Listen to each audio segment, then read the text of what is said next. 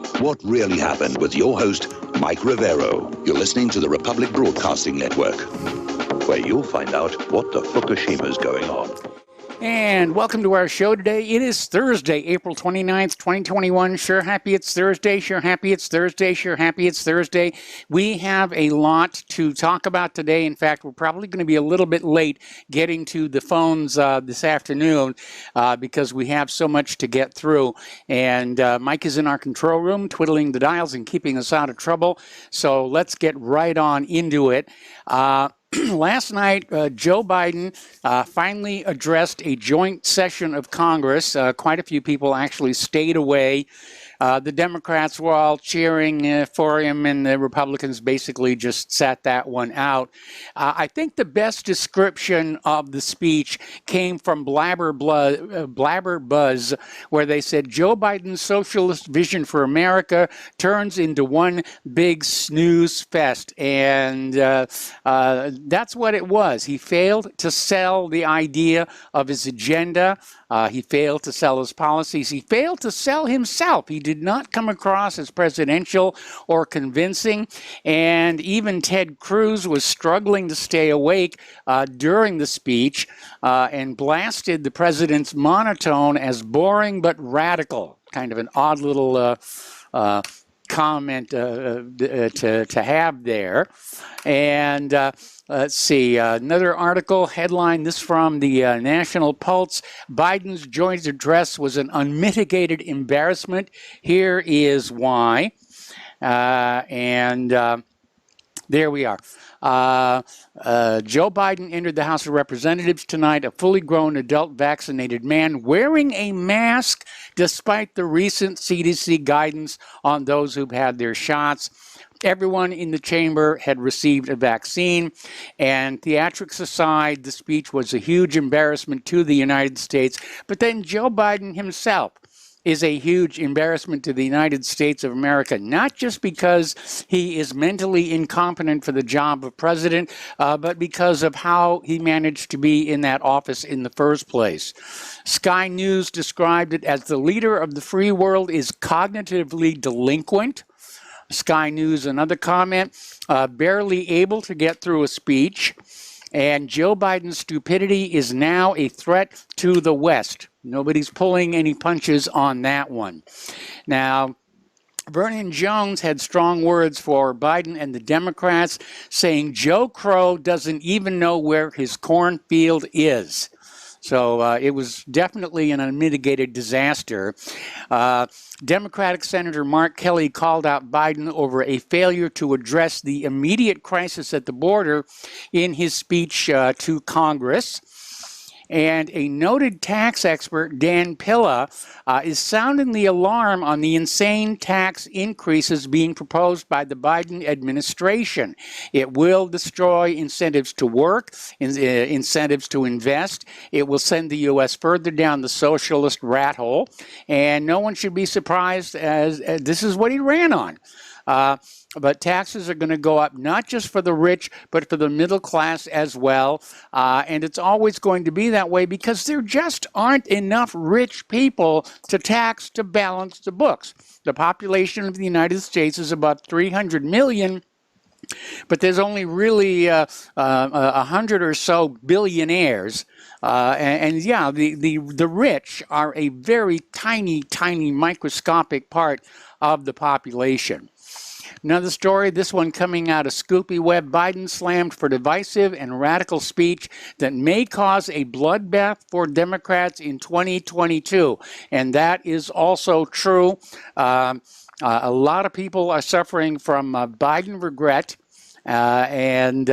He's not showing that the Democratic Party really has any genuine leadership. It's just a bunch of different people with different agendas prattling on and pushing for special privileges.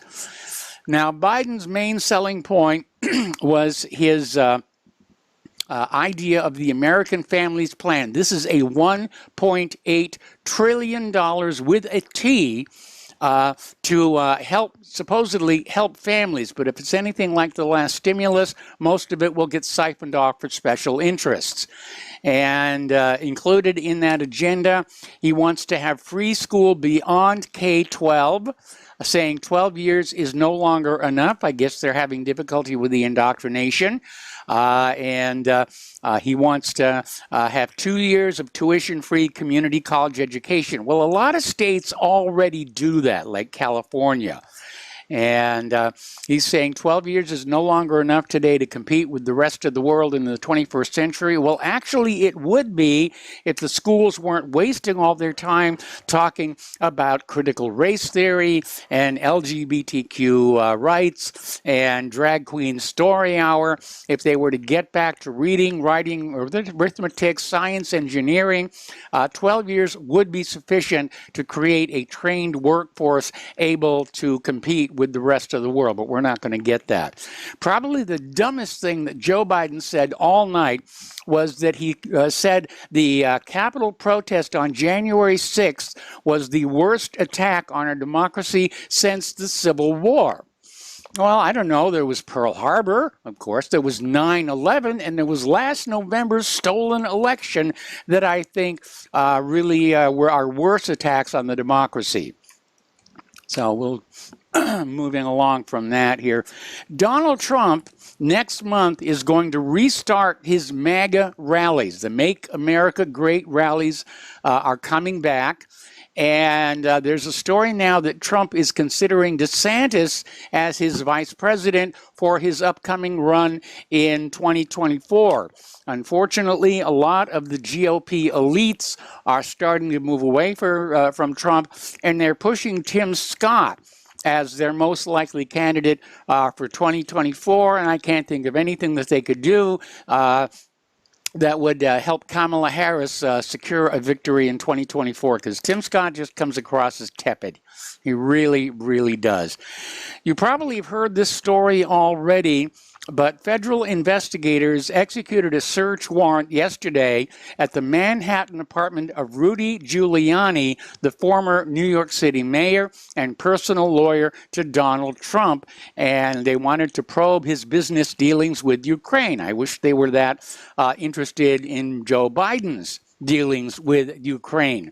Interestingly enough, they took almost everything, but they left behind Giuliani's copies of Hunter Biden's computer hard drives. They took everything else. At the same time, they raided former Trump attorney Victoria Tensing and rifled through her stuff as well. Meanwhile, Ukraine has released a one-hour-long video of a press conference confirming that Joe Biden committed tax evasion in their country, and they're saying they want their money back. And during the press conference, multiple witnesses were interviewed. Bank records were released confirming the information. The bombshell report implicates Joe Biden as an international criminal and that Joe Biden had been under investigation in Ukraine on felony bribery charges. And these allegations apparently are now confirmed. But the federal government is not interested in those things at all. Okay. Interestingly enough, the corporate media is still behaving like the corporate media. USA Today allowed Stacey Abrams to edit the column on the Georgia boycotts that made her look bad. Basically, the column was critical of her, and USA Today basically allowed her to go through and edit the column to reduce the amount of damage. Over at the New York Post, there was a reporter who wrote a false story regarding Kamala Harris. They have now resigned. Tucker Carlson, on his show recently, basically blew the lid off laptop gate, if you will, saying that Hunter Biden was involved in the sexual abuse of minors. Again, except for Tucker Carlson, the corporate media is out there trying to keep this all under wraps, even as they go after Rudy Giuliani. Over at the Anti-Defamation League, Jonathan Greenblatt is now out there trying to claim that Tucker Carlson's rhetoric is the reason for the epidemic of mass shootings across America. That's a little bit of a stretch, I would think. An Arizona judge on April 28th This is about the vote fraud, rejected an attempt by the Arizona Democratic Party to immediately halt the audit of the 2020 election in the state's largest county. And Maricopa County Superior Court Judge Daniel Martin said Democrats did not provide substantive evidence of any breaches or threatened breaches of voter privacy. Now, the Democrats filed this lawsuit just before the audit started last week. It might ultimately succeed, the judge added, but it fell short of the strong likelihood of succeeding required for a temporary restraining order. Martin also expressed doubt that the balance of hardship in the case or public policy favors the plaintiffs, two factors that would be needed to grant the order. So Arizona Democrats must now decide whether to seek a review of the ruling from a higher court or to advance to an evidentiary hearing to try and make their case for an injunction. They're going to do whatever it takes to stop this audit. And we're already seeing the corporate media out there saying, oh, there's no truth to the claim that the audit is finding voter fraud or irregularities. It's all 100% accurate. You know, are you going to trust the media or your lying eyes? Now, this new judge in the election case, Judge Martin, was picked by another judge and wife of the Maricopa County supervisor. And apparently Bill Gates had a little bit of influence this as well. A lot of people are worried about security around that counting center. It is being protected by the Arizona Rangers. They have just raised an additional $140,000 to continue their protection of the Maricopa County audit. The GOP chair in Arizona, Dr. Kelly Ward, says the Democrats' plan right now is to stall the audit until May 14th, and that is when the lease agreement for the audit with the stadium expires. And at which point, if the lease expires and they haven't finished the audit would be forced to shut down at that point. So again, politics is perception. And I think anybody looking at how the Democrats are behaving right now is going to have the perception they've got something to hide. They really do. Now, Arizona has a history of election fraud. And we put up this flashback story.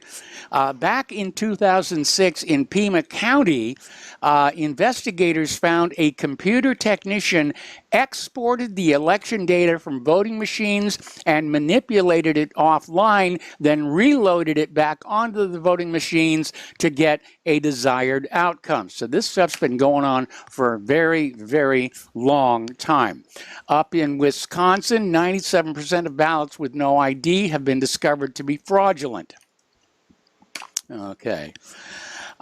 We were talking about this case before the Supreme Court where this student who didn't make the varsity cheerleading squad made a rather vulgar comment about the whole thing on Snapchat. On her own time, in her own home, on the weekend, off the campus, and was punished for it by the school. And it seemed like this would be an open and shut case of saying that schools have no right to police the speech of students when they're not in school, but it looks like the Supreme Court may be wavering on this.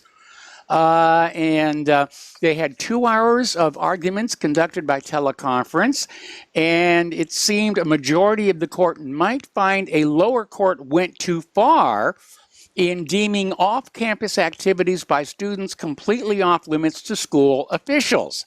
And I have a real problem with that, because how can we expect school children to respect the Bill of Rights when they themselves are denied their rights under it? And I think that's really what this comes down to. Getting on to COVID-19 and all that's attendant with that, Tuesday, South Dakota Governor Kristi Noem signed an executive order banning vaccine passports in the state. The order bars all South Dakota government agencies and local municipalities from requiring citizens to carry proof of vaccinations in order to engage in everyday life.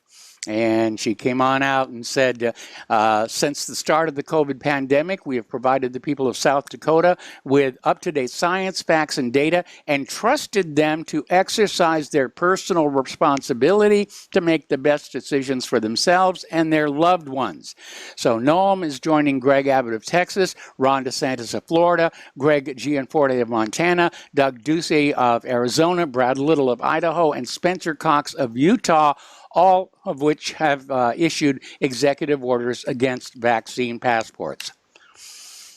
Story coming on out of Natural News, and it starts out talking about how corporate media are continuing the fear-mongering, waving new variants at COVID-19 at us. The original COVID-19 seems to have come and gone and turned out not to be that big a deal. And so now they're talking about the Indian variant and the triple mutation variant, and all of these other variants are coming, keep the fear up as hard as they can. And the Science Daily is calling for a global strategy of maximum suppression. And what that means is they want full enslavement. They're using the illusion of the pandemic to just get us used to the idea of doing as we're told, being in self-isolation so we can't talk with each other about how badly the country is being run, and we're being conditioned to be subservient with all of this. All right. Another story, this one out of Investment Watch blog. Woman takes the Pfizer shot, wakes up paralyzed from the neck down. And it turns out the Pfizer vaccine has problems. And from Pfizer's own documents, we find out if a man who was not vaccinated touches a vaccinated woman or breathes any of the air she breathes, and he then has sex with his wife can have an adverse event, and she should avoid having children. Remember, this is coming from Pfizer itself.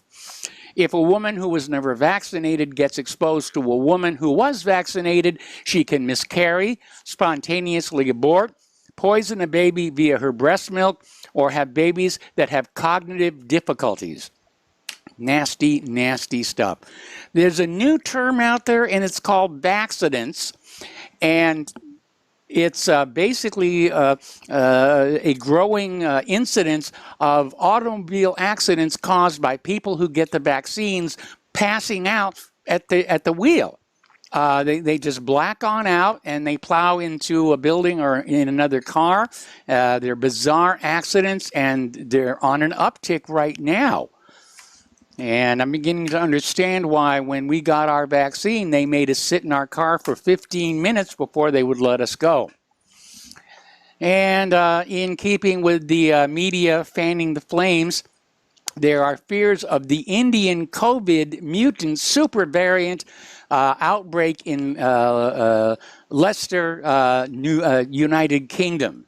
So they're out there saying the Indian variant is now out there. And India is definitely having a huge, huge problem with that.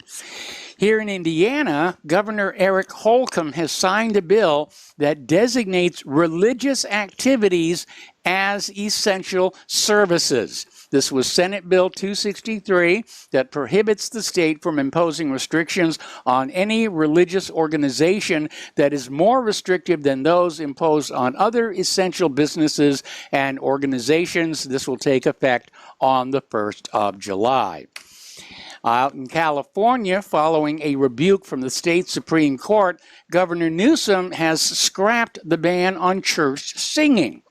This has been in effect for about 10 months now, where you could not sing in church. And if you go to church, you know that singing is a big part of what goes on in there. And so the governor is saying, well, the singing restrictions are strongly recommended, but they are no longer mandatory. All righty. Now, the Pfizer CEO, Albert Bourla, earlier today described Benjamin Netanyahu as obsessive. We have to take a break for commercials, and we'll be right back. And again, a friendly reminder that Republic Broadcasting Network needs your continuing support to go on doing what we're doing. And I want to start out with, an expression of gratitude and thanks for all of those who have been supporting Republic Broadcasting all along. We couldn't do this without you, is really the truth of the matter. But we do need this to go on here.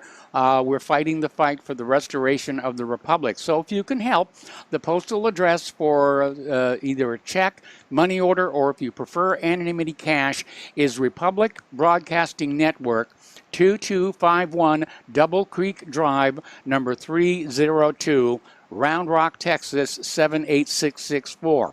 The phone number where you can make a credit or debit card donation is 800-724-2719 extension 3. Now, if you donate more than $100, you will get your choice of an official RBN coffee mug or an official RBN t-shirt. And I understand we're running low on the t-shirts, so if you want one, you have to, move quickly.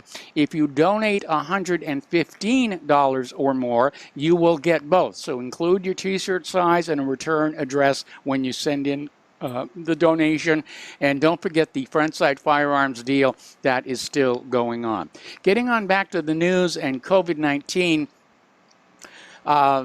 Israel managed to secure a sweetheart deal with Pfizer for getting access to the vaccine a little bit ahead of everybody else. And we're finding out now from Pfizer's CEO Albert Bourla that Benjamin Netanyahu basically nagged him into it, calling 30 times to seal the vaccine deal.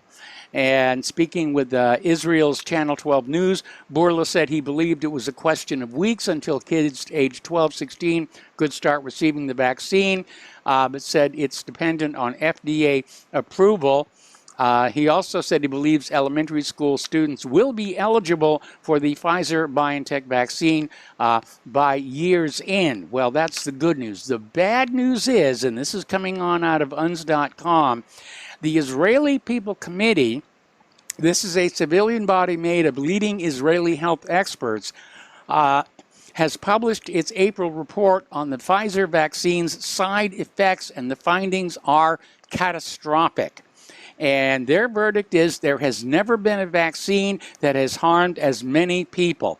The report is very long and very detailed, and I think when the Israeli people make the connection between the vaccine injuries and deaths and Benjamin Netanyahu's nagging Pfizer to get that vaccine, I don't think he's going to be winning any more elections, even with the help of Dominion Software. Over in Afghanistan, U.S. troops have started leaving Afghanistan slowly but surely, but they are starting to leave. The Afghan forces themselves are preparing to take on the Taliban without U.S. help, simply because there is no other option. And the Taliban has been gaining ground in Afghanistan for months, even with the presence of U.S. forces. Traveling by road in Afghanistan has never been more dangerous. So CBS News' Charlie DeGatta, in order to interview some of the U.S.-trained Afghan forces, had to be flown there in a military helicopter. So it's very tense out there right now. Story coming on out of the Drive. Observers have spotted F-15E Strike Eagle smart bomb transports are seen hauling munitions around the Middle East.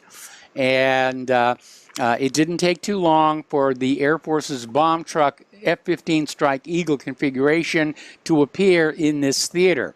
Jets featuring the modified munitions carriage, allowing each to haul up to 15 joint direct attack munitions of various types simultaneously, recently arrived at the CENTCOM area of operations. So they're arming up for something over there. Story coming on out of UNS.com again. Talking about the talks up in Vienna over the Iran nuclear deal, and it looked like maybe something was going to happen, and certainly that's what we were getting out of much of the media. We know that Israel does not want this deal to happen. Joe Biden says he wants it to happen. But they're saying that this Vienna negotiation basically hangs over the Iran nuclear deal, and whether it succeeds or fails in Vienna is going to determine whether or not the deal itself survives in some form or is completely gone. This leads us to another story that came out of a YouTube video in which Israel is now saying they have no choice but to act on their own to stop Iran, which sounds to me like they're getting ready for war. Over in Iran, President Hassan Rouhani claimed yesterday that Israel directed the assassination of former top general Qasem Soleimani, who was killed last year in a U.S. airstrike after arriving in Baghdad. We'll take another break for commercials, and we will be right back.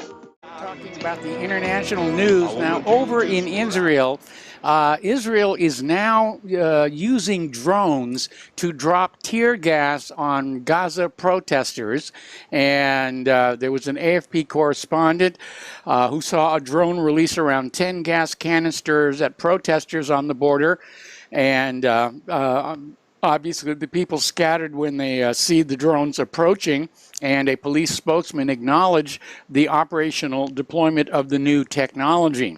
Now, can you imagine how the world would react if Palestine was using drones to drop tear gas on the Israelis? Just to put things in a little bit of perspective. Okay, former State Department official Thomas Nides has emerged as the likely nominee for the next U.S. ambassador to Israel. This according to the Washington Post yesterday, citing several people familiar with White House plans on the matter. And born in 1961 to a Jewish family in Duluth, Minnesota, Nides is a banking executive, and if indeed picked, would bring both government and private sector experience into the post. All righty.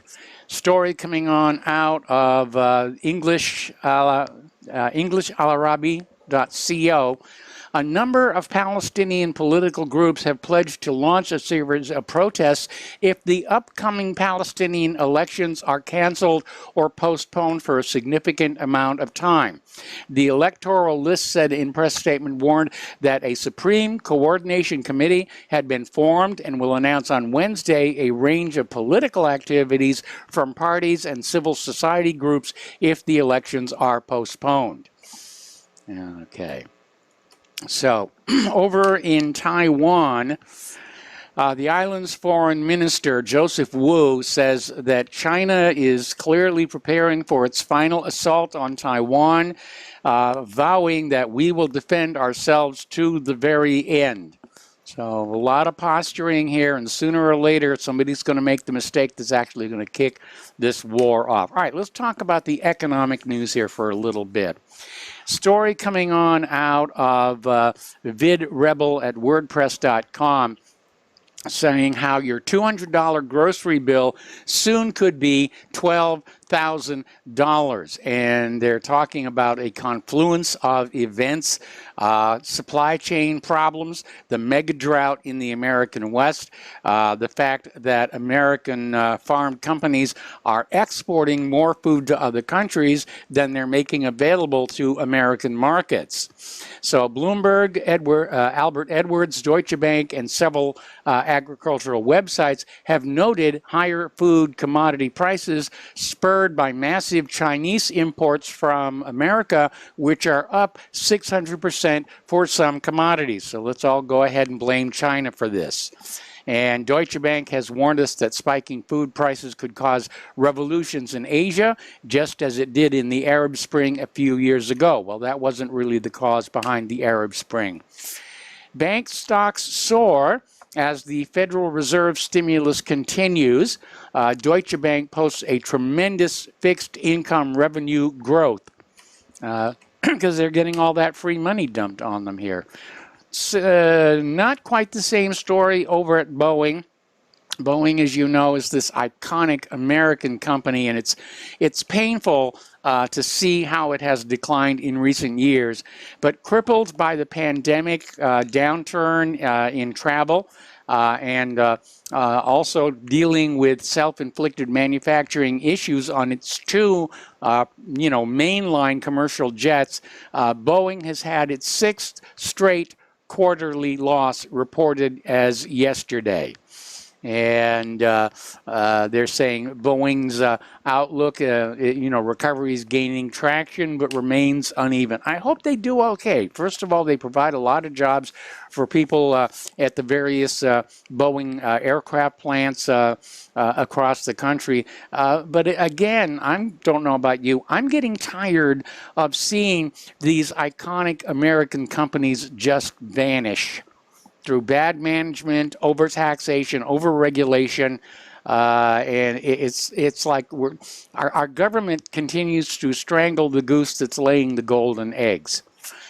President Biden, in his speech last night, was talking about raising taxes on the rich to balance the budget. The problem with that being there aren't that many rich people in this country when you look at the total population.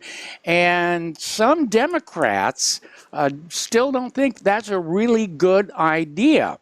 So Biden's push to raise taxes on capital gains is running into resistance from fellow Democrats. Now, we had the story the other day that according to IRS records, the Democrats are now the party of the rich.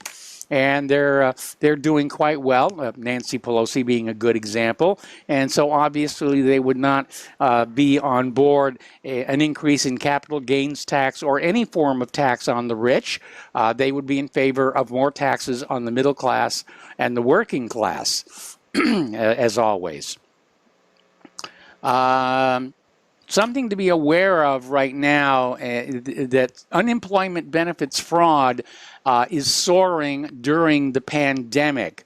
And the article is basically a first-person accounting of how he was notified by the New York State Department of Labor that his name and social security number had been used to file fraudulent claims for unemployment. Now, at this point, with all the hacking and cybercrime going on, unchecked by the U.S. government, I might point out, virtually everybody's social security number and other identifying information are in the hands of the cyber criminals. And it's really starting to cost the nation more than the nation can really afford at this time. But it's something that our government has been loath to deal with.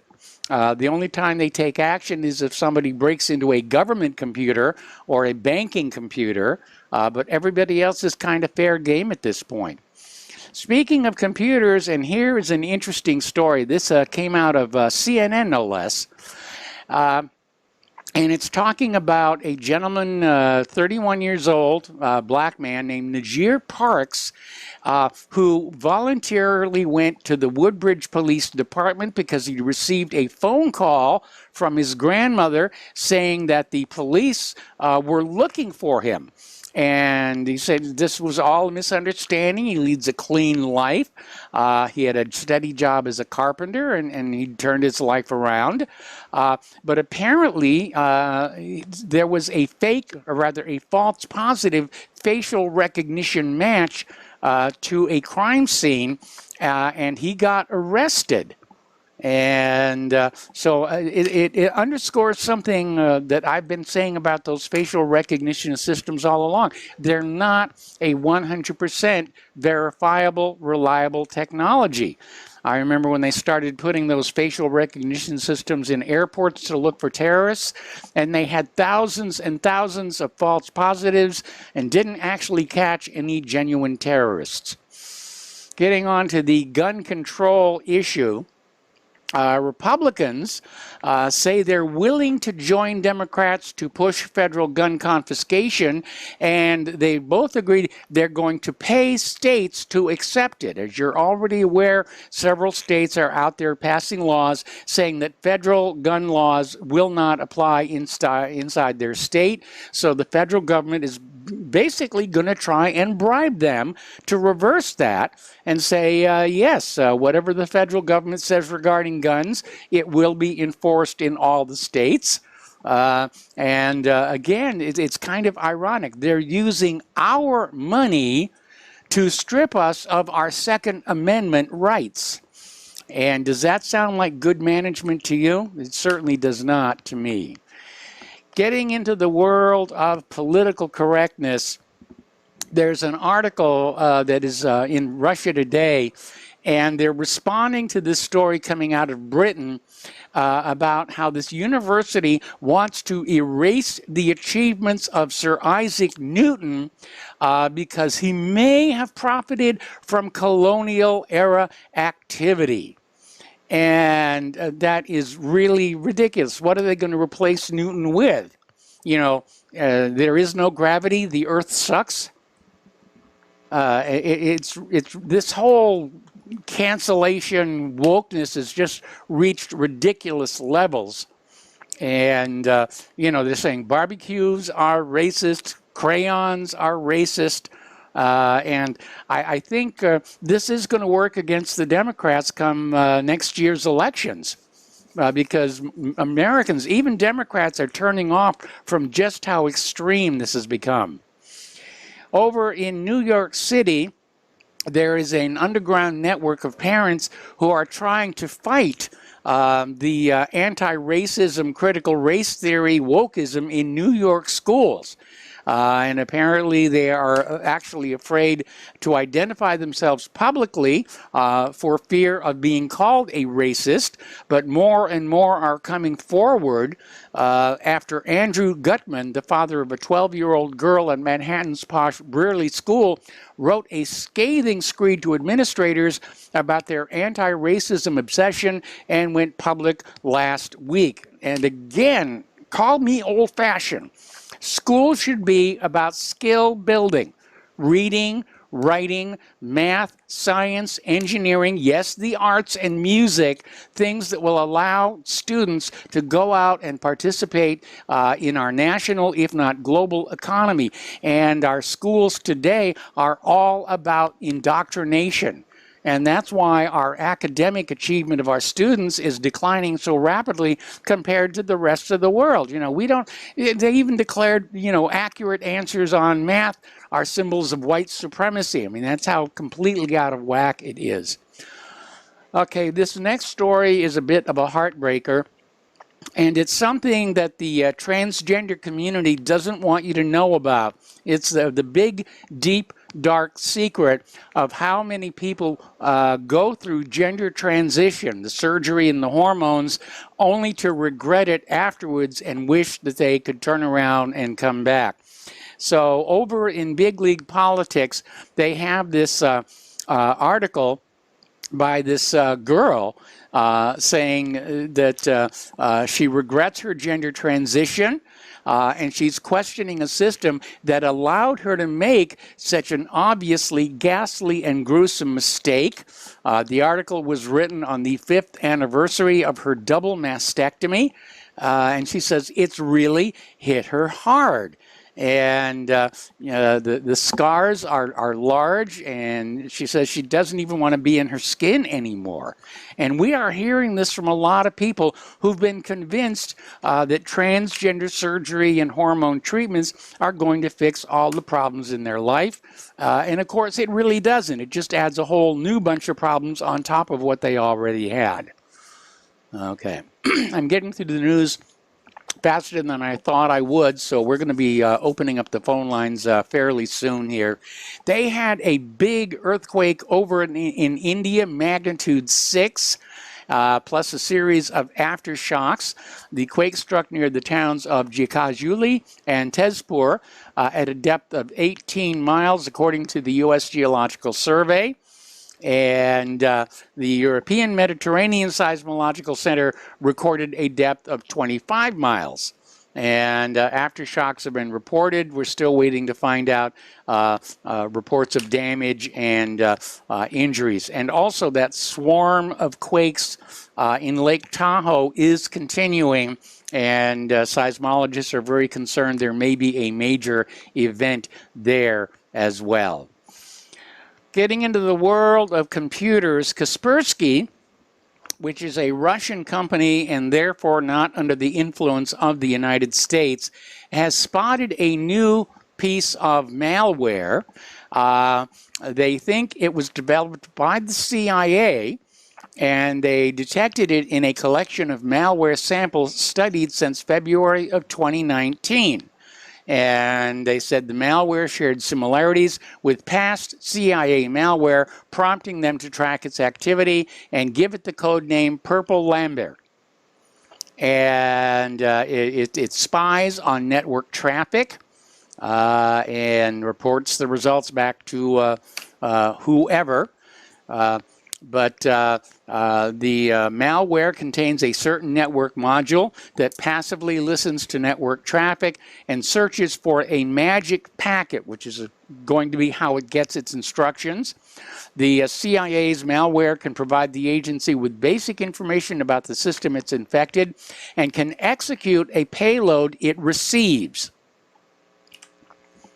Kaspersky was also the company that concluded the hacker group, the Equation group, was actually NSA. So maybe that's the reason the U.S. government doesn't go after the cyber criminals, because the U.S. government are the cyber criminals. You know, they're the big boys out there. Maybe it's another way of, siphoning money out of the general population. They don't want to raise taxes, so they send out ransomware. Getting into weather, over in Great Britain, they're predicting that April, which is on the edge of being over, will be the coldest in the United Kingdom in the last 60 years. Gosh darn, that human-caused global warming. NASA's most powerful rocket has arrived at the Kennedy Space Center by barge. And it is a huge rocket. It is the most powerful built since the Saturn V. The engines are a known technology. They're the same engines that were used on the space shuttles. So that's a known technology. And they're going to launch this rocket and send it out past the moon. So we're looking forward to seeing that. And they're basically taking it over to the vehicle assembly building to be put on a mobile launcher and sent out to the pad. Okay, up on Mars, Ingenuity is flying around. They're getting ready for the 4th test flight, and they're starting to use Ingenuity's camera. They got the first color photo of Mars taken by Ingenuity. In one of them, it's actually captured its own parent, Perseverance. And on this 4th flight, they're going to push the Ingenuity to the edge of its design limits. And once they're done with that and they get a positive result, I guess the real science is going to start, and that is going to be so much fun. Okay. Oh, we got to take a break for commercials, and we'll be right back. And we're talking about the science news, and China is getting ready to land their own rover on Mars. Now, the Tianwen-1 spaceship successfully entered Martian orbit in February of this year, and they're looking at next month for the rover to actually land on Mars. And it's a very exclusive club because so far only the United States has successfully landed and operated spacecraft on the surface of Mars. Now, Russia came really close back in 1971. They had the Mars 3 mission. It did land on Mars, but it failed after just 2 minutes.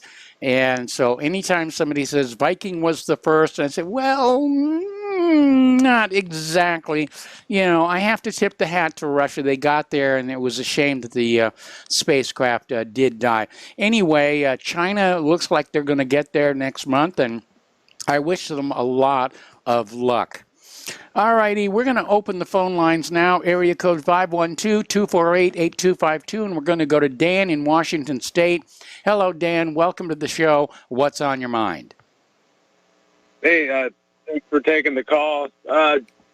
Just wanted to talk about wokeness, and the election. I'm kind of with you 50-50 on the election fraud. I think definitely there was the media and all these forces that supported Biden. But, I think Trump, he did still win the majority of white people, but he was losing a lot of his support from his more kind of nationalist base and people like that listen to Republic, because the Republicans have their own form of wokeness, and they failed to they're woke for Israel. I don't see that the Republicans really have their own form of wokeness. I mean, we're not out there demanding that, monuments get taken down and that crayons are racist and that we should forget about Isaac Newton and William Shakespeare. Well, they failed to protect monuments and like Steve King, who actually just made a mild defense of Western civilization, they kicked him out of the Republican Party. Anti-BDS legislation to me is their, Zionist form of wokeness. I mean, the Republicans are totally in the pocket of Israel. Well, so are the Democrats. But I think they're more, the Democrats are more sneaky about it. The Republicans are more out in front about it. But definitely, and that's, this whole move to, they call them jignats or whatever, these Zionists, they kind of appeal to white nationalists. There's a term called jignat, I guess, is like a... No, I had not heard that one. Top right. Yeah, it's like a over-the-top right-winger, kind of like Trump, where they act like they're, pro-white and politically incorrect. Okay, Dan, I got to put you on hold. Yep. Don't hang up. We got to take a station identification break, and we'll be right back. And welcome back to our show, hour number 2. The phone lines are open, area code 512-248-8252. We're talking with Dan in Washington State. We're talking about wokeness. We're talking about election fraud. And as far as the election fraud goes, I think the sheer ferocity with which the Democrats are opposing recounts everywhere, not just Maricopa, but they're out there playing every political, legal trick they can. I think that's sending the message that, yes, there was something very wrong with last November's election. There could be, and I don't doubt there was. But if you look at the amount of white people, working class whites, that the Republicans made mad, that they failed to appeal to in the election, Trump. Okay, well, Dan. Common sense is going to tell you if there wasn't election fraud last November, we wouldn't be seeing this three-ring circus of the Democrats trying to prevent anybody from taking a look. And again, getting on back to Arizona, you had the fact that nobody showed up. Nobody showed up for Biden and Harris rallies, and Trump's rally just was a sellout house. That doesn't show that much. I mean, the rally, there's certain types of people that go to rallies. The Democrats were more watching stuff on TV. But look at this, Chris Christie. Well, wait a minute. I remember back when Obama was running for president, and the Democrats showed up, in huge crowds to support him. Yeah, I mean, whatever. Crowds don't. I mean, like Chris Christie said, where's the actual proof of election fraud? Well, every time somebody has wanted to look for the proof of election fraud, the Democrats pull some legal trick to try and prevent it from happening. The fact is that none of the evidence has actually seen a courtroom yet. Even the Supreme Court refused to look at the evidence. So the evidence may well be out there. The evidence is out there. It's just officially being ignored by justices. Hear no evil, see no evil, and speak no evil. Well, that's what I'm saying, though. It's not the Democrats. It's the Republicans as well. It's the Supreme Court as well. So, Well, I think it's the if system there as a was whole big- doesn't want the American people realizing the election was that stolen, or everybody is going to stop obeying orders. They're going to stop paying taxes. They're going to stop letting their children go off to be killed and crippled in all of these wars.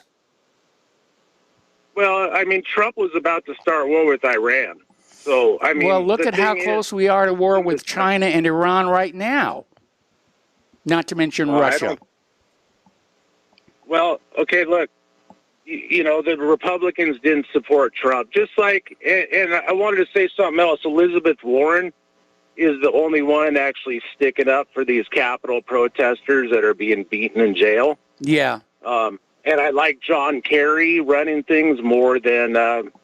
Well, Kerry's in a lot of hot water after giving Israel's military secrets to Iran, so he may be retiring very soon.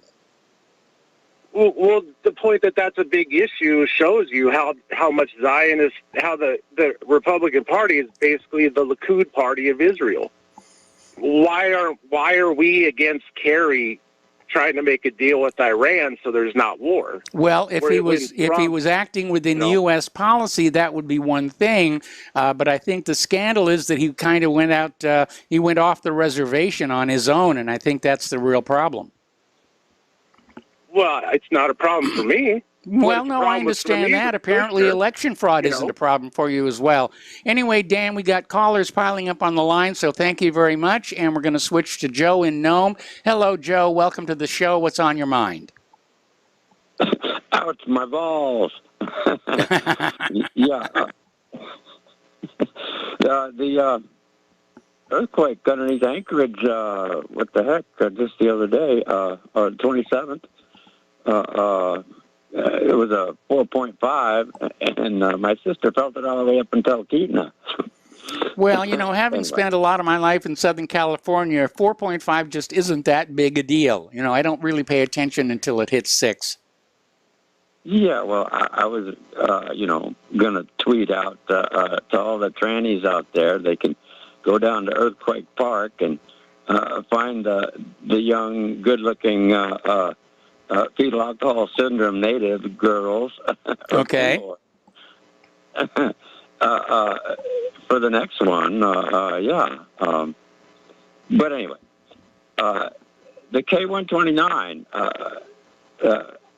I knew it as Azorian. Mm-hmm. You call it Clementine. I guess that was the name of the claw. Well, that was the name of the operation that funded the Glomar Explorer and the Claw. Was Operation Clementine, and they spent a lot of money, and all they got for all their trouble was some twisted pieces of pipe because the Claw broke off when they were bringing part of the submarine back up, and they only got a little bit of it. And they tried to make it look like that was worth all the money, but it really actually was a huge embarrassment for the CIA. Wait a second. The only reason you know anything about that is because the Russians knew about it. You know, that they weren't looking for the K-129. They were looking for two U.S. submarines. And you know what they were looking for? Are you talking about the Scorpion and the Thresher? I'm not exactly sure because, like I say, my information is coming from the other side of the water there. Okay. But anyway, a report I read was that they found the K-129 by accident. No, it was not by accident. There was a definite search for it using a modified Regulus launching submarine called the Halibut, and they took the Regulus missiles out of it because they were now obsolete, and they basically put this very deep diving TV camera on it, and they were able to cruise around over the wreck site submerged so that nobody knew what they were doing. And I know this because there was this guy, Dr. John Craven, who was one of the designers of that camera system, and he later wrote a book about the submarines and about how the K-129 was found. And then when I was living on Oahu, I had the very great pleasure of meeting and becoming friends with him. Wow. Yeah, that was a big wow.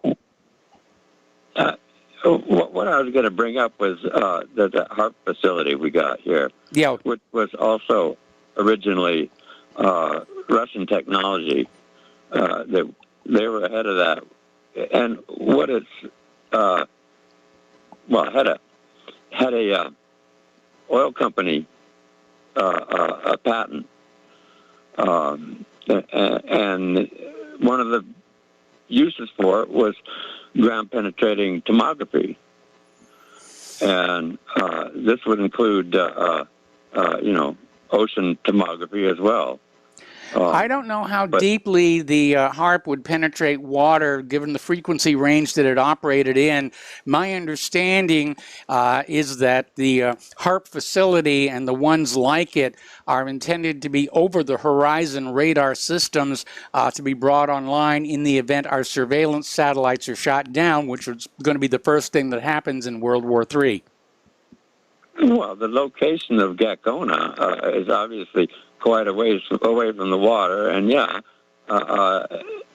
but not only can you, one of the uses that was stated that they were hoping to use it for was communication with submarines.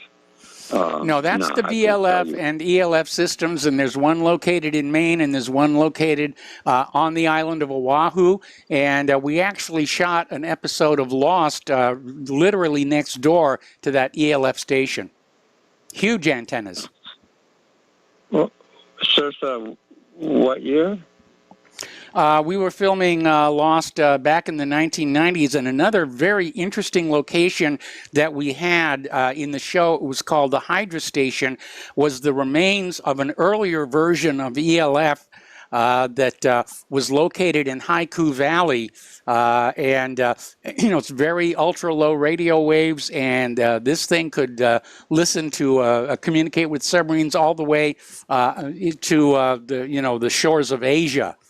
Submerged submarines, and was an amazing piece of equipment. A lot had been stripped out, but the coil forms were still there, and the racks of equipment were still there, and there was a lot of photographs. And I understand that a lot of the veterans who worked there were trying to build a museum about what that facility had been used for, and when Lost finally ended the production, I succeeded in talking the producers into donating some of the equipment that we had purchased from that station, to the museum. So hopefully they've done something with that. Yeah. I got approached about salvaging some historical towers out here, but east of Poker Flats, up in Circle, that's the other side of Central. Yeah. Hello, Central. But I think they had an ELF array there, and I think it was buried.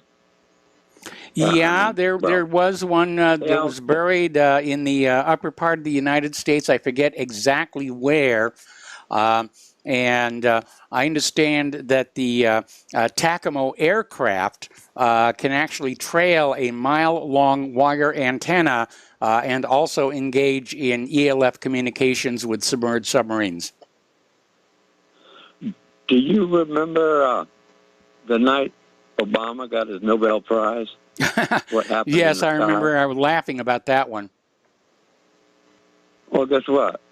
Either we had the same thing in Gacona, not on the same date, but something that I witnessed, and it was no rocket launch. It was a double helix. Mm-hmm. Okay, you heard of sprites, right? I've heard of what? Sprite. Yes, sprites, red sprites, and it's associated with positive lightning strikes. Oh, well, okay. I wasn't aware of that. Okay. Yeah, and ball lightning, too. But, yes.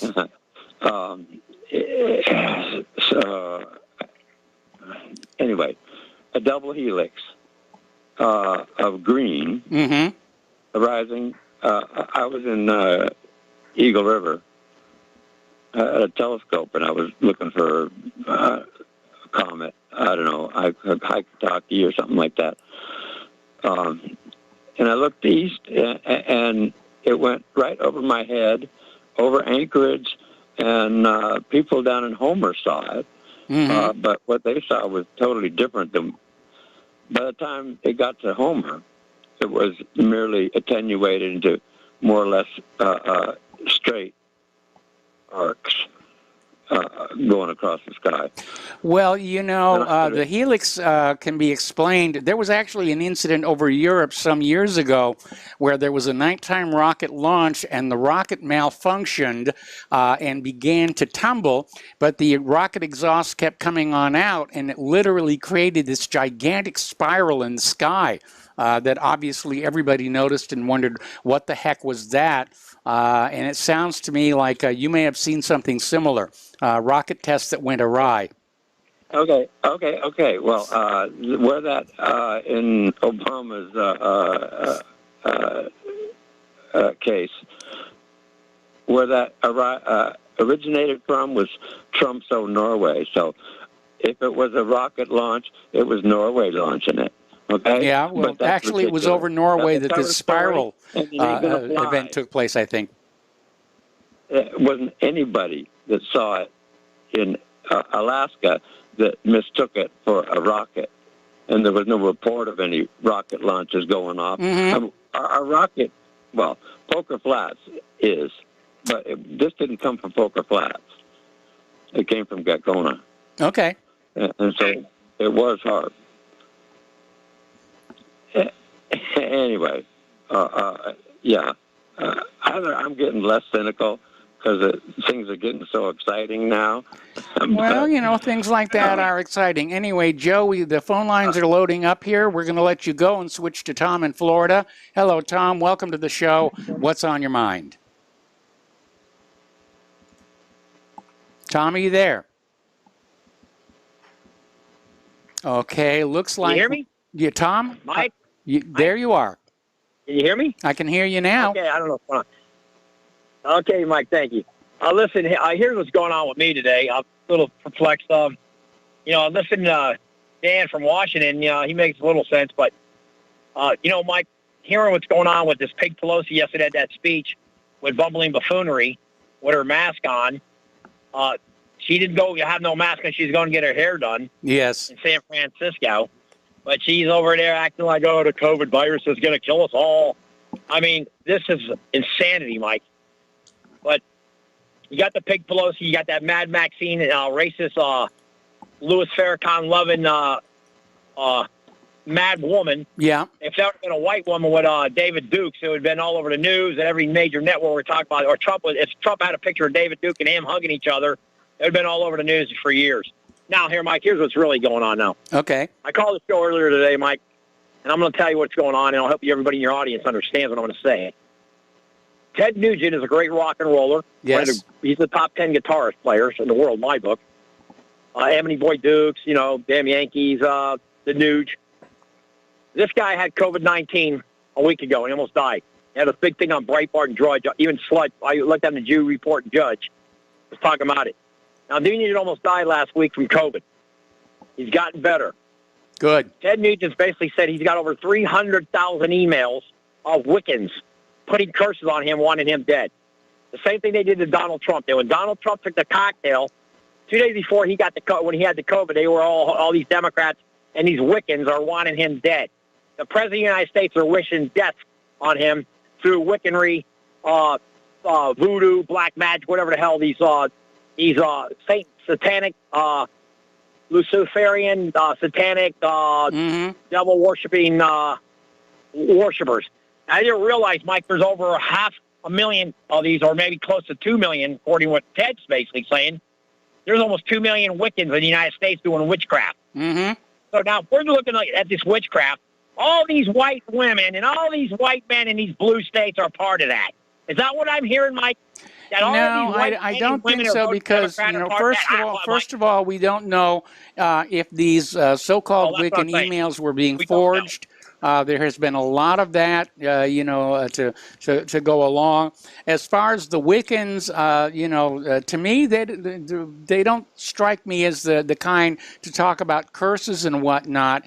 And so I think somebody is trying to pull a fast one here. But even if it's 2 million people who are practicing witches in the United States against a population of 300 million, again, that's just a tiny percentage. Well, I agree, Mike, and I'm not making accusations, but what I'm saying is, you just said it right there.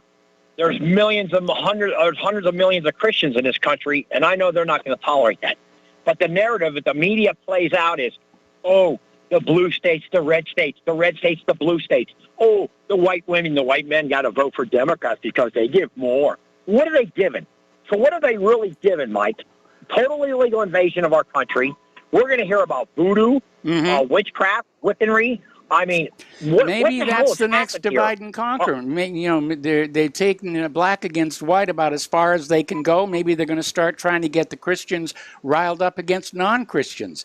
The whole Muslim thing is burning out. So, let's bring back the witch hunts, and have the fires burning and get them all riled up that way. Well, that's a great point there, Mike, because, I was thinking basically the same thing you're thinking right now. I was like saying, wait a minute, this is going to be their new narrative. Now it's going to be the Christians against Wiccanry. Yes. Or voodooism or whatever you call it. Want to call it demonic spirits. It's just, we heard this, Mike, on the media that even back, Mike, they were talking about Donald Trump should die. The President of the United States, well, he's got COVID, he's going to die. Well, look, every group, whether it's Wiccan or Christian or black or white, they've got their nutcases that want a lot of attention and say outrageous things. Anyway, Tom, we got to let you go. Got to take a break for commercials. Yeah, Mike, one more thing, Mike. No, Mike, not one more Mike, thing, not Biden. today. Good night, and dead. we'll be back with more phone calls after these few words. Thank you. Welcome back to our show here, and I just got a great email. It says, if anyone, not just Wiccans, wishing people were dead were really that powerful, we wouldn't have the overpopulation situation Bill Gates seems to be so worried about. Absolutely good point there. We're going to go back to the phones to Mark in North Carolina. Hello, Mark. Welcome to the show. What's on your mind? Hey, what do you say, Mike? Hey, Mike, I just want to answer with Dan, okay, in Washington. There is no doubt, 100%, no doubt that this election was stolen, okay? And I'm not a big Trump supporter. You remember that. And I used to get into it with a bunch of your other callers. I was never a great Trump supporter or anything but. I had a lot of problems with him. But I knew that he was still 1,000 times better than this imposter that's in the White House now. And I knew once this imposter, if he managed to get in, he would do just the kind of crap he's doing. Yes. So, it doesn't surprise me. And again, when they talk about these woke people, so-called woke, they're not woke. I wish people would stop calling them woke. You know who's woke? Us red-pilled people. Us truthers, we're woke. We understand the BS we're being fed time and time again by the corporate media and by the crooked government. Okay? Mm-hmm. We're the woke people. Not them. They're anything but woke. They're sheep. That's all they are. They're like sheep. They follow. And another thing too, with this race thing, okay? Yes. I don't know what the deal is with what they said to Ted Nugent or nothing like that, but the enemy wants us divided. They want us to fight among each other. When I was a little kid, absolutely, you've got it right. I wouldn't do this anymore because but when I was a little kid, I didn't know better, and I used to find these like ants, like red and black ants. Yes. And get them together and get them to fight each other. And think it was. I realize now it's a terrible thing to do. I respect nature. I respect animals, and as long as they stay out of the house, I try not to kill ants or any. Mm-hmm. So, but I used to do, and this is the way the enemy looks at us. When I say the enemy, I mean the globalist, elitist enemy, starting with the Bill Gateses and the Klaus Schwab. Like we're the little ants, and they're playing with us. And that's what they're doing with this race stuff. And the other thing I wanted to ask you, this thing about Nugent, I knew he had the virus, okay? Yes. I didn't. Was it really that bad? Was he close to dying, or is that just nonsense? Because Well, he's a pretty I rugged don't guy. really know for a fact, but it did sound like it was serious. Where did that come from? I mean, who said that? He said himself or his family, or did this come from the corporate media? It came basically, I think, more from Ted Nugent himself on social media. He said he was real sick. I personally do not know what he said because I don't really spend that much time on social media. I'm just trying to figure out whether there's really something to COVID-19 or it's just something that's made up. Well, I think it's the seasonal flu. I think it's the normal seasonal flu, and they just renamed it, for this fear-mongering booga booga. I mean, there is something going around that is making people sick, and actually killing people. But if you look at the actual numbers, they line up with the normal expected illnesses and deaths from the seasonal flu. I mean, I had the flu real bad years ago. I haven't had it like over 20 years. But I've had it real bad, including like when I was in my 20s. Yes. And I remember having like 103.9 fever, and one time I was actually out of work for a week and a half, about a week and a half. Okay, I mean, the only thing I could do at that time, I was living in New York City at the time, in the Bronx. Yes. The only thing I could barely do was go. I had a German Shepherd at the time, and take him for walks because it's not like I had a yard or anything like that. Yeah. So that's about all I could do. Other than that, go back to bed. So you talk about feeling, I guess you could say you feel in death's door with a flu like that, but it doesn't mean it's going to really kill you. And normally you get out, you eat some chicken soup, a lot of orange juice, a lot of liquids. That time I didn't know as much about nutrition as I know now. Probably I haven't gotten a flu in a lot of years now because I know a lot more about nutrition. Well, probably your body built up antibodies to the flu from that one serious one you had, so your immune system is doing its job. I mean, I haven't had the flu. I actually don't remember the last time I had a flu. And I've changed my diet since then too. I eat lots of fruits, lots of vegetables. Lots of stuff loaded with vitamin C, vitamin D, D3, fish oil, and all that. So I think that might have, plus I do a lot of exercise. I'm constantly exercising. So that might have, I get a lot of sun now too, so that might have something to do with it. But, because I'm just thinking, was he really that sick that he was in death's door, or did he just feel real lousy? You know what I mean? And think that's what I'm trying to figure out. It's almost irrelevant to the idea that, he drew some criticism on social media, which was completely unwarranted for somebody who was sick. Anyway, Mark, I got to let you go. We got to take a break for commercials. We have some lines open. Area code 512-248-8252. We'll be right back. Welcome back to our show here, and one of our listeners just emailed me an article from Rolling Stone, no less, in which they're talking about Ted Nugent having COVID-19, and they quote him as saying, "I have never been so sick in all my life." So I guess that's where that all originated. We're going to go back to the phones here to Marco in Alabama. Hello, Marco. Welcome to the show. What's on your mind? All right. I want to touch on a couple points. Okay. One, yesterday, I didn't get enough time, to speak because we were at the deadline. Yes. What I was advocating for is that it is more important now, to know who your congressional candidates are, who your mayors are, who your sheriff is, because where do you guys think, these anti-New World Order candidates, dude, are going to start? And all that stuff. I mean, the states' rights, a lot of times, dude, are totally embedded into the Constitution. Yes. And they have a lot of power. And we're going to have to fight everything state by state, city by city, town by town, because in all reality, we know, dude, that our elections on the national level, dude, the social contract was broken, like I was sitting there telling you yesterday. Yes. That our elections are rigged. There's no understanding about that. That's one thing that I just wanted to say for yesterday. Tom in Florida, Tom, I am a Christian, but my wife is pagan. She is Wiccan. And there are Wiccan conservatives. The people who own, the spiritual bookstores and all that stuff, and in the most cases are not going with this leftist agenda. Tyranny is tyranny, no matter what faith you are. And in some ways, the pagan religion was around before Christianity. I mean, when you come to think about it, one of the Caesars of Rome was a pagan, and until he died, he became a Christian at death. And we're not even sure he wanted that. You're talking about Constantine, where they basically, claimed they baptized him literally on his deathbed when he couldn't fight back. Yes. And then also another thing is this, is that even in the Wiccan faith, we are being invaded by Satanists. Just like the Christian faith is being invaded by Satanists. Satanists in the Catholic Church, Satanists in the Lutheran Church. That's what we're really facing. When you see, a lot of these people, dude, that are, wishing death upon Donald Trump, these are Satanists. Mm-hmm. These are not, Wiccan people. These are not, pagan people and things like that. The paganism and Wiccanism, dude, is really just the original tribal religion of ancient Germania and the Czech Republic and Western France and all that. I mean, it was there before Christianity. Yes. And things like that. Long story. And then another thing is this: the gentleman, dude, from Washington.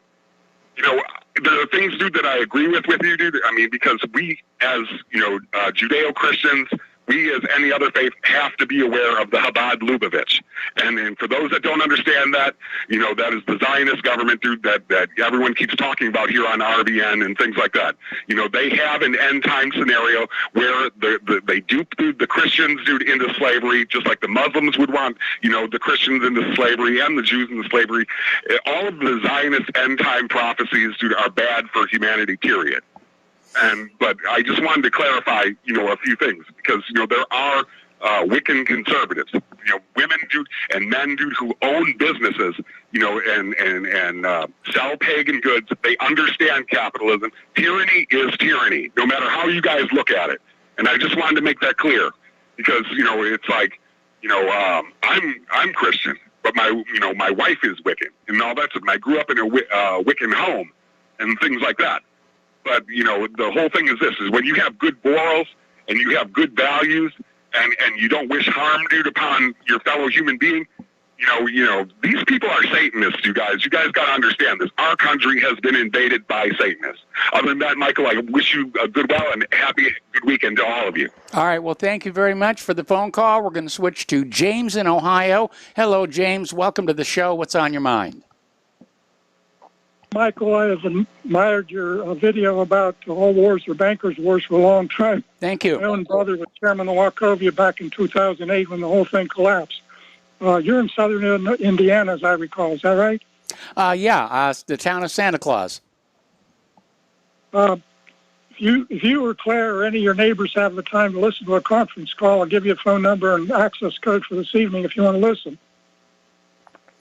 Well, I'm kind of booked for the evening. I'm sorry. I have something to go to as soon as the radio show's over. That's fine. I mean, this is for any Thursday. There's been a weekly event for the last 2 or 3 years.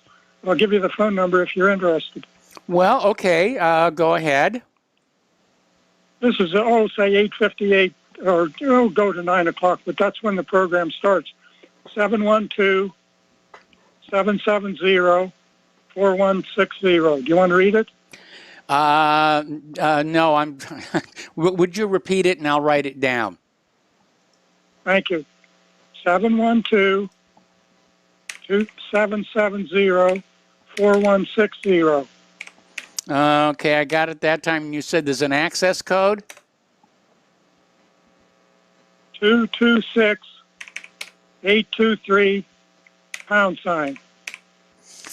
All righty. Well, I can't do anything this Thursday, but I'll certainly try next Thursday, and thank you for the phone call. We're going to go to Joe in California. Hello, Joe. Welcome to the show. What's on your mind?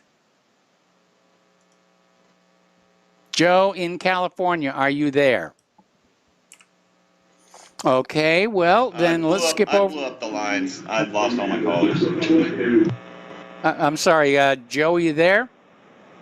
No, I blew up all the lines and lost the callers. I had somebody calling in. Give me a second. Okay, we've had a problem with our little phone system. If you were on hold, please call back in 512-248-8252.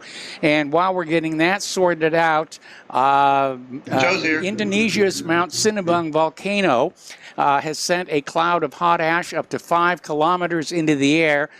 So they're definitely getting rocking and rolling over there. Okay, Joe in California is back. Hello, Joe. Welcome to the show. What's on your mind? Hi. Thank you for taking my call. I would like to start off by saying that Trump won the election, and if he didn't, they wouldn't be fighting as hard as they are. Yes.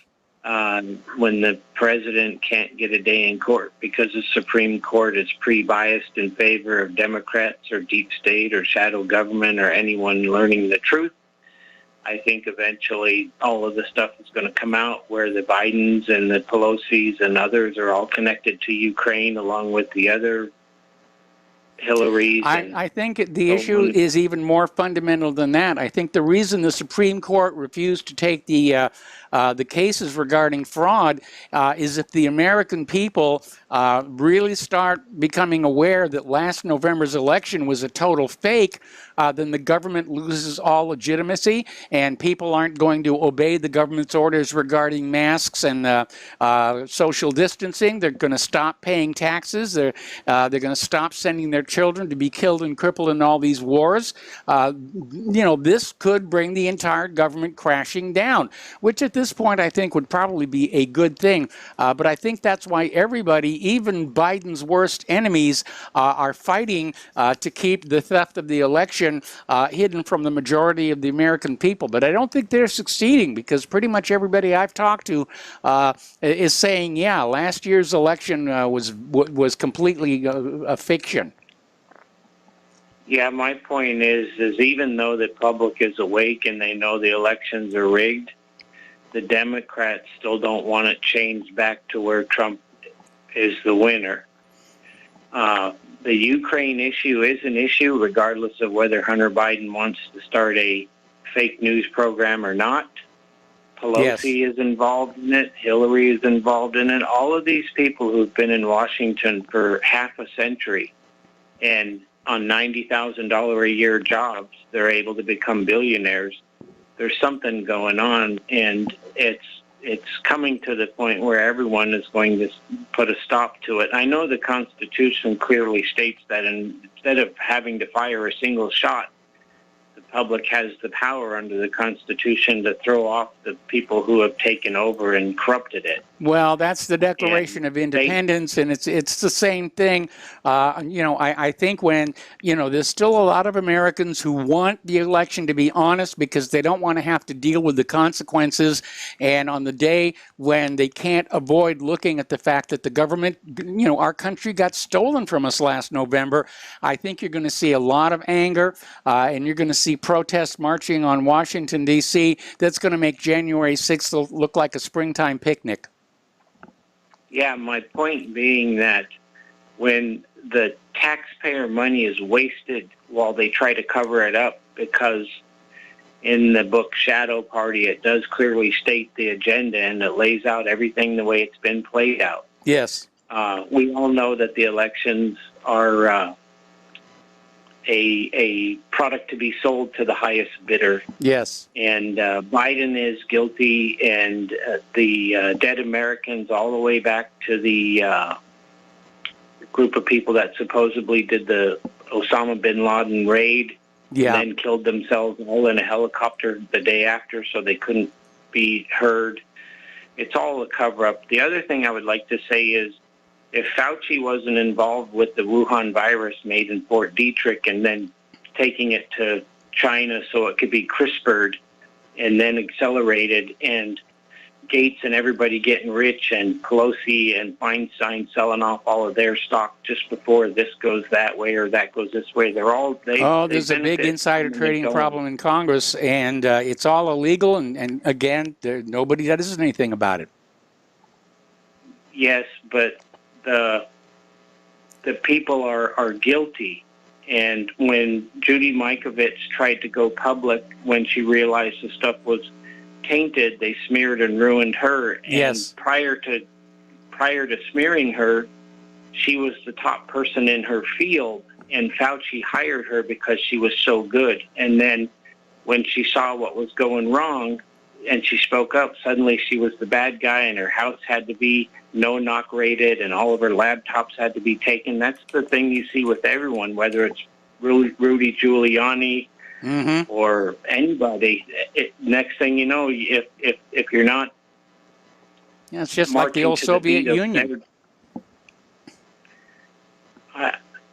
We're concerned today about us, and the public is to the point where it's ready to come to a head, and everyone knows what's going on, but these people in power have so much power, and they're so well organized that it's just unbelievable. That, and I know everyone says the Democrats are idiots and they don't know anything, but it's the exact opposite. And you can't just call them Democrats, because this well-organized group that's been in Washington for half a century is getting rich off taxpayer money, and then when the people try to speak out, they use the taxpayer-funded judges and the courts and more taxpayer money to hide and cover it up and lose the hard drives. Yeah, they do. Well, you know, look at that story earlier in the day. They're going to use our money to try and suppress our Second Amendment rights. Yeah, but it says that if everyone looks up the definition of infringe, you'll clearly see that it says that it's any time where someone obstructs the Constitution, rights, or laws. You can't infringe in any way, shape, or form, and that's why it's there. Yeah, well, our government has declared its independence from the Constitution and the Bill of Rights. And I'm not surprised that you know, schools aren't really teaching that to our kids anymore. You know, a lot of kids are coming out of school. They really don't know what the Bill of Rights is all about. Yeah, but Rockefeller took over the education, the thing at the federal level, and he wanted it his way. Rockefeller quote is, "I do not want my nation to be full of thinkers. I want my nation to be full of workers." Yes. And nobody elected Rockefeller. No one elected Gates. And these people who are like Soros, who they just buy and sell nations as they see fit. And I think they got their comeuppance, and right now they're in a panic. And I think that the House of Cards is very close to coming down. Everybody, including your listeners, are aware of this. Yes. And I think that the Wuhan virus is the magic kill-all thing that Zbigniew Brzezinski quoted. He said, "Today it is infinitely easier to kill 1 million people than to control 1 million people." Yes. And our nation is worth saving. So many people died because of the flag, and our nation had built this nation and wrote the Constitution so that we wouldn't be slaves anymore. And the nation is worth saving, and the American people. I agree. I want to restore the republic. And they want everyone to put a mask on and be like in fear and the War of the Worlds. And if you don't do what we say, we can sprinkle some Wuhan dust on you and you'll get a really bad cold. And then they'll say that, you know, you don't know if it's them killing you off. And I'm just rattling on here. Thank you for taking my call. All right, you're welcome. Thank you very much for the phone call. The phone lines are open, 512-248-8252. We're going to go to Bruce in Texas. Hello, Bruce. Welcome to the show. What's on your mind? Yes. Hello, Mike. I think it was yesterday you brought up the cesium that wasn't actually an element until after the nuclear testing and explosions in Hiroshima and Nagasaki. No, it's always been an element. It just wasn't really available in any kind of volume prior to the nuclear age. But it's always been there on the periodic table. Oh, it has. Okay, my mistake then. This is kind of interesting. Did you know that that's how counterfeit wines are detected now? No, I did not know that. I didn't even know there was a problem with counterfeit wines.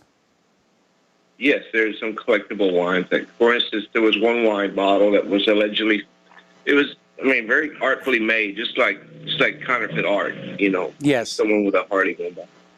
And, it looked just like something that maybe would have been made at the time of Thomas Jefferson, and someone paid a lot of money for it. and they tested the wine, and actually there was cesium in the wine, which okay, that would be a dead giveaway. Yes, it was. Yeah. Well, all I know, Claire's the wine expert in the house. All I know about wines is not to drink the ones that come in cardboard boxes.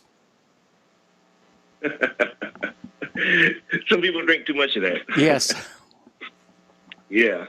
Yeah, I'm going to hit something up in your email, so keep an eye for it. It'll be a PDF, and it'll be under my name. All right, well, thanks an awful lot. We got to take a commercial break here, 512-248-8252, and we will be right back. And welcome back to our show here, last segment of our program today, and we're going to go to Angel in New York City. Hello, Angel. Welcome to the show. What's on your mind? How you doing? You lived in North Hollywood, right? I did for a while, yes. Yeah, I lived on Lancashire and Sherman Way, 7300 at the Valet Chateaus from 74 to 76. Are you familiar with those? Boy, it's been a long time, and it doesn't ring a bell. Know, but I know you're familiar with Lancashire and Sherman Way, right? Yeah, I was just off Lancashire.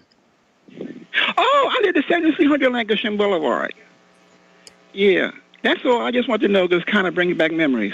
Oh, okay. You take care. All right. Yeah, I lived on Otsego, just off of Lancashire. I was within walking distance of the Academy of Television Arts and Sciences, and it was a cool neighborhood until the druggies moved in, and then things got really kind of ugly. Thank you for the phone call, and we're going to get some more news in here before the end of the program. Rather interesting story coming out of the Daily Mail.